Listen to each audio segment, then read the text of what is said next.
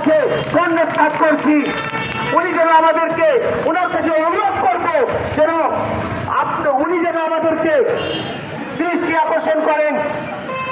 আমরা মালদা জেলা থেকে এই নবান্নে এসছি।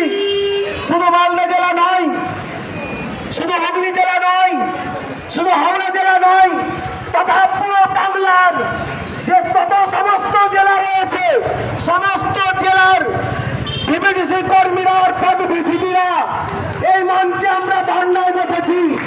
কারণ এই মঞ্চে আসার আমাদের বাধ্য করেছে, কারণ আমরা বহুবার ধরে নবান্নে হোক, জেলা স্তর থেকে হোক, ব্লক থেকে স্তর থেকে হোক, পঞ্চায়েত স্তর থেকে হোক, সমস্ত জায়গায় আমরা লিপিবদ্ধ করে চিঠির মাধ্যমে জানিয়ে দিয়েছি।